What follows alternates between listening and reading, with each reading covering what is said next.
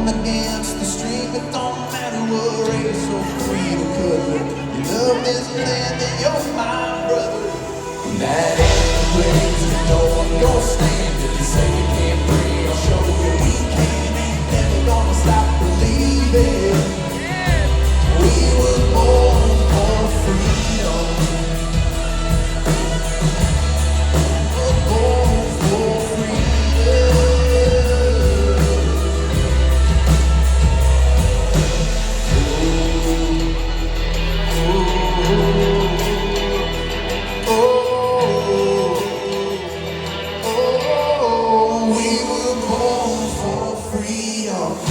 Welcome, welcome, welcome, Ragers. I am back in my studio, and it feels good to be having like the cool green screen in the background. It just looks so clean. I love it. I love it. Anyhow, I just wanted to read you something that I wanted to read you a couple of weeks ago, but I never got around to it because CPAC was happening and the drama was unfolding with all the activists and YouTubers. And then, you know, there was other things going on in my life that I'm trying to get together, you know, so we're getting ready to up the quality for the Roku channel. So as you can see, I now have motion graphics. My shit's all professional. It feels good. It looks good. I'm back, you know, with face done, baked and caked and shiny and contoured, and I'm feeling good. I'm feeling good. So I just wanted to read this letter to you because I found it to be very encouraging. And then I found it to be kind of a parallel of my life and how easy it was for so many years to just enjoy myself while the country was falling apart. And I think a lot of us are guilty of that, especially if we were indoctrinated into communist propaganda, or we were, you know, growing up in a liberal area, or all of our friends were liberal, you know, I mean, and that's not to say that Republicans and conservatives don't party. I mean, red Solo cup, I fill you up, let's have a party. Like that's at every conservative event that I go to. So, you know, but there's something to be said about the journey that he was on. And I don't think a lot of you know this much about Brandon Straka. You just know him being on Fox, you know him from Walk Away, you know him from the rallies, you know him from, you know, all these different events that he's put on, as well as the testimonials, you know, many of which have completely gone viral. So, I mean, he's got like millions of views on those videos. So, you know, everything that he's built, everything that he's sacrificed, I saw it. I saw it because, you know, you guys don't know, like I was with him. I was following Walk Away since 2018. And I made a Walk Away video. And I know the videos were only supposed to be 10 minutes long, but it ended up being like 45 minutes. And back then I wasn't doing any sort of video editing. So I was like, okay, I'm not going to send it in. And then I would have never guessed that years later, that I could literally reach out and touch and hug and talk to. And, you know, he's amazing. And I want you guys to understand, as I do this Walk Away reunion series, I want you to understand that I saw it in his face. I saw it in his skin. I saw it in his eyes, how much he poured into trying to wake people up, trying to shake people up out of their comfort zones, trying to get people that the Republican Party has essentially never, ever tried to reach out to or market to in any way, shape, or form. He's the one who made it so in your face and made it so okay to come out of the conservative closet. And those Walk Away testimonials, those are like freaking therapy for a lot of people. I don't think everyone understands how much it takes to do a Walk Away video, how much it pulls out of you to do a Walk Away video, then to post it. I mean, it's a lot. It's a lot. So we just want to thank Brandon Straka for everything that he's given to this movement, to humanity, to Americans. to everyone. But let me go ahead and pull this up for you. The philosophy I learned that replaced fear with power. And there he is, looking cute, as always. All things together for good. Dear Patriot family, I want to share with you today a philosophy that came to me as a result of the clarity and wisdom that sobriety brought me. As many of you know, I made a decision 6 years and 1 month ago to end a years-long abusive relationship with drugs and alcohol and join a 12-step program to get sober. Nobody made me do it. I wasn't in any legal trouble. I wasn't being given an ultimatum by friends and family.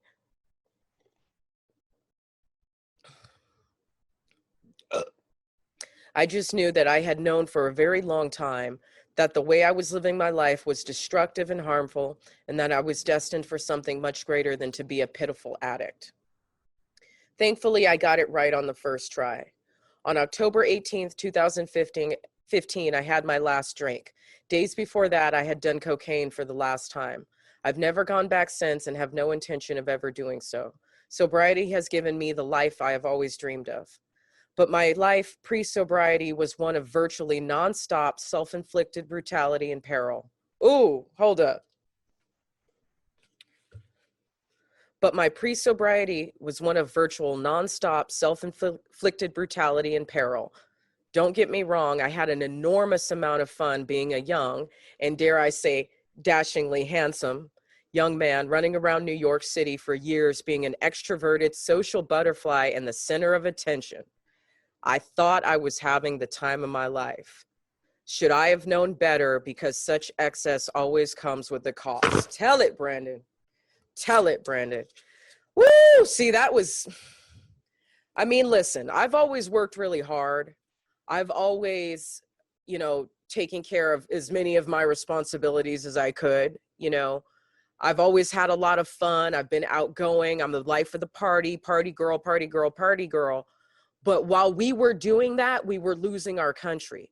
And that's why the left wants to keep people insecure and then satiated on either negativity or drugs or alcohol or pills or sex or whatever it is they can use to shame you and control you.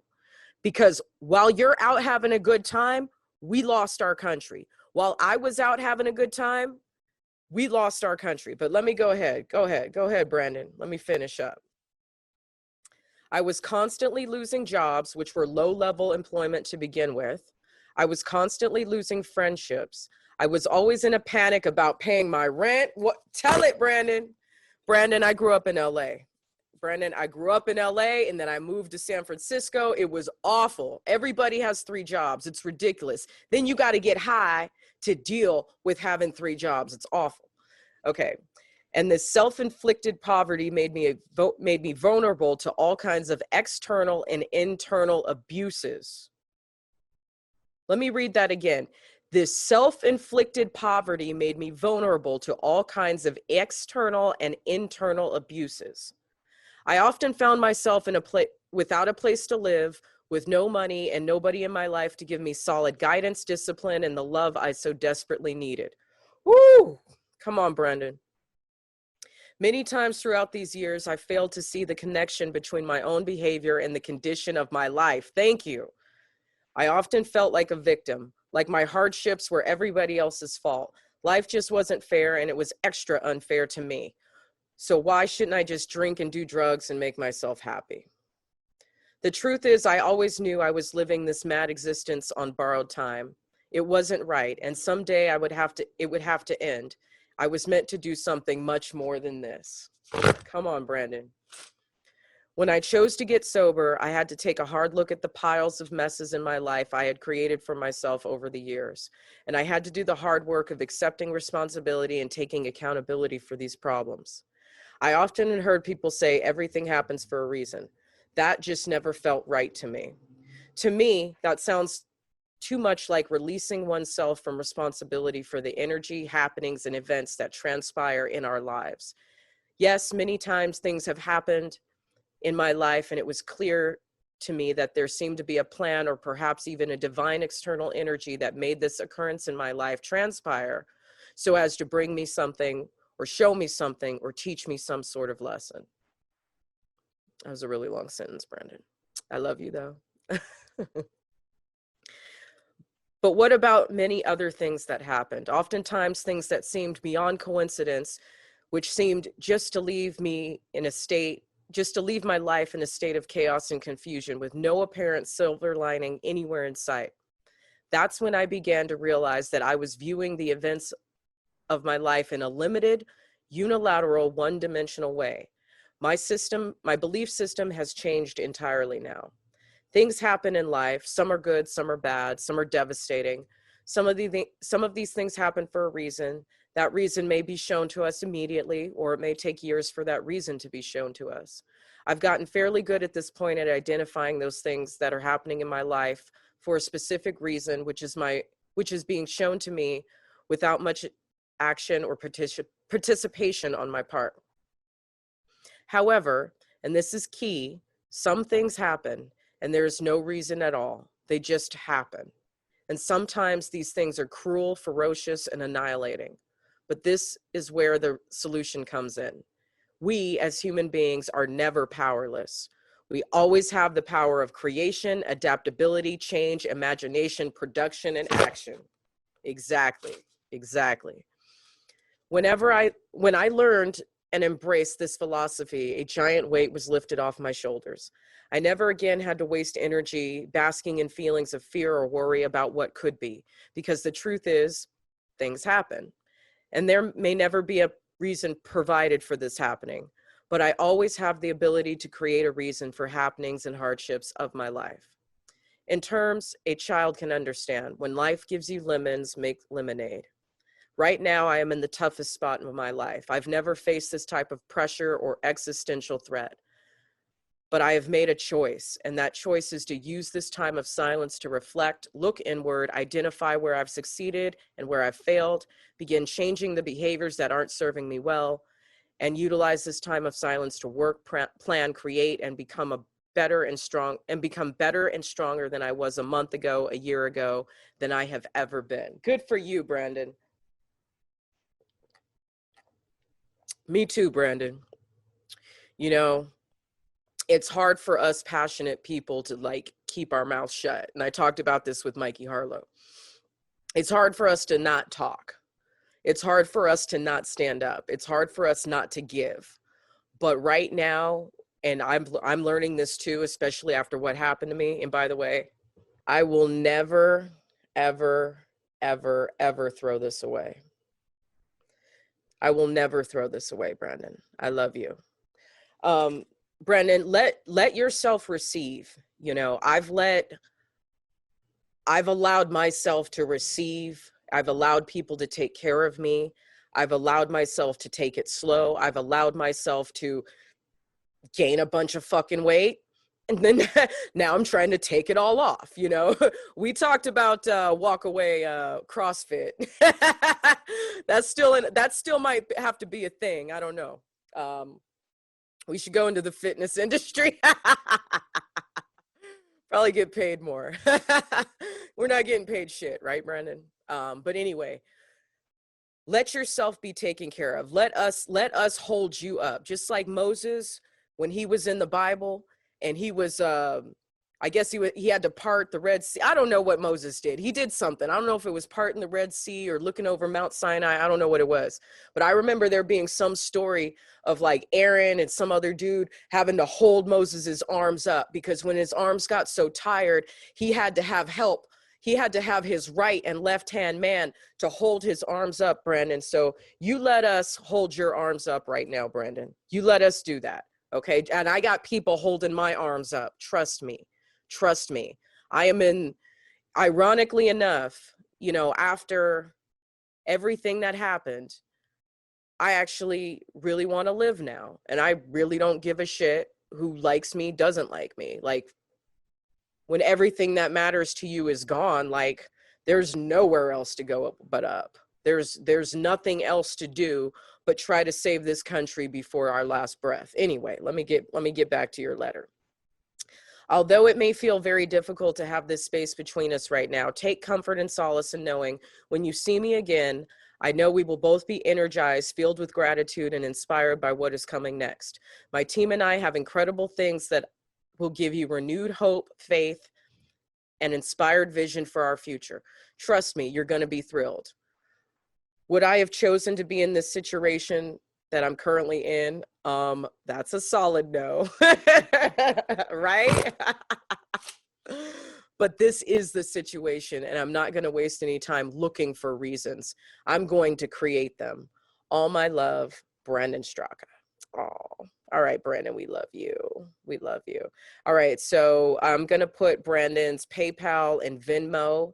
And if you want to write a paper check, there's his box there. You can donate online. And yes, Brandon, you are dashingly handsome. And if you weren't gay,